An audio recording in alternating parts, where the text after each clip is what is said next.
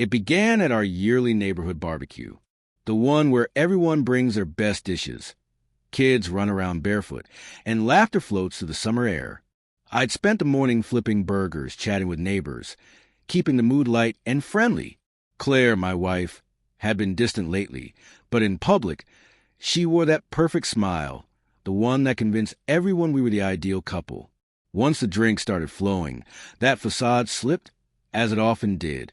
She leaned against the fire pit, surrounded by a few neighbors, including Mr. and Mrs. Jennings across the street, and our newly arrived neighbor, Daniel, a single man in his early 30s, confident, charming, the sort of person who caught attention effortlessly. I was serving burgers when her voice cut through the laughter. Honestly, Claire said, laughing, if there was a trade-in program for husbands, I might just upgrade Mark for a newer model.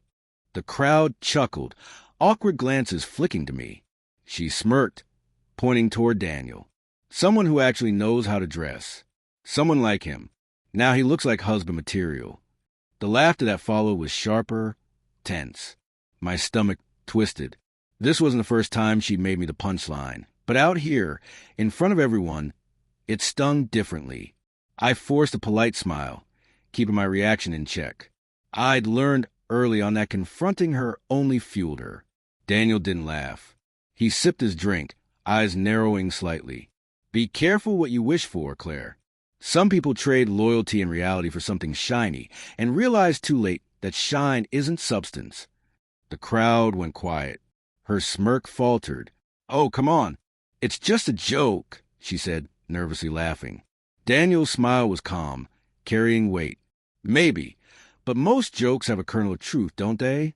She froze, avoiding his gaze. She busied herself with her drink. The others shifted the conversation, but tension lingered like smoke after a fire. As the night wore on, I noticed her sidestepping Daniel's eyes, her laughter forced. For the first time, it wasn't me who looked embarrassed. It was her. I kept serving, staying polite, pretending all was normal, but inside, something had shifted.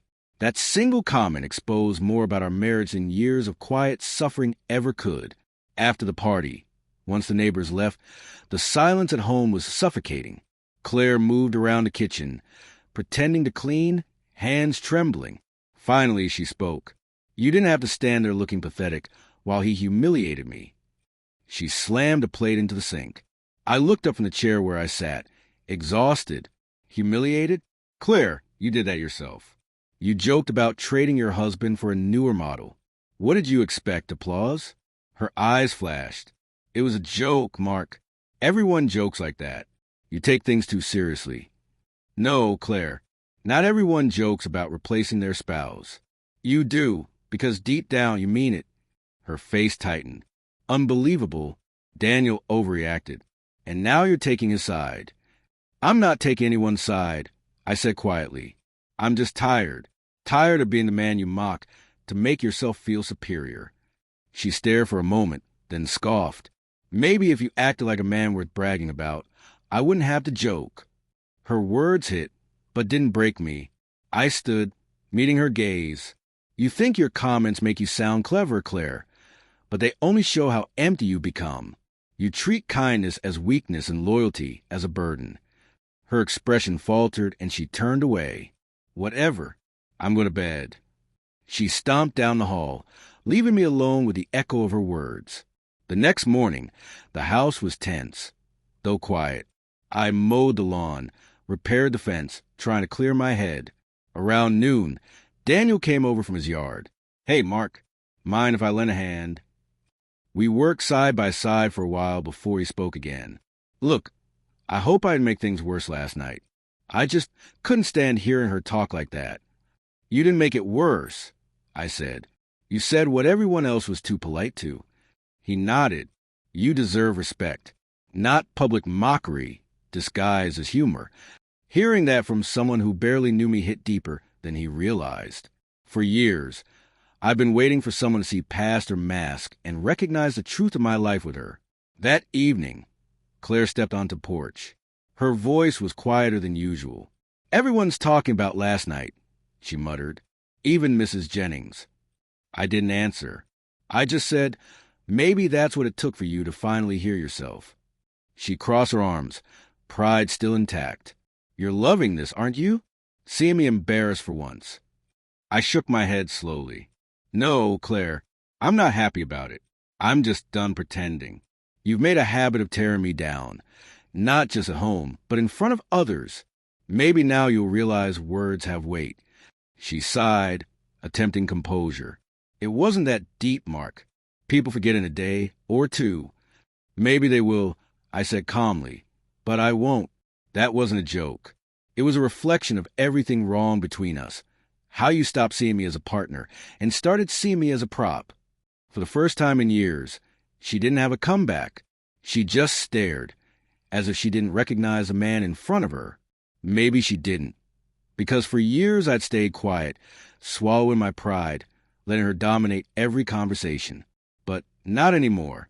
Later that week, Daniel stopped by to return some tools. Claire was on the porch, uneasy. Hey, Daniel, she said, forcing a smile.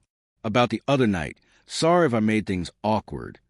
No need to apologize to me, he said. Just remember, Claire, when you joke about trading someone in, you might reveal what you really value and what you'll lose because of it. Taken aback, she blinked. He handed me the wrench, nodded politely, and left. As his footsteps faded, Claire turned to me. You too must think I'm a terrible person. I paused before answering. I think you've forgotten what respect feels like. You've chased admiration from strangers so long you've forgotten the difference between being desired and being loved. Tears filled her eyes, but there was no apology, only shame. I didn't mean to hurt you, she whispered. I know, I said softly. You just wanted attention. But attention fades, Claire. Dignity doesn't.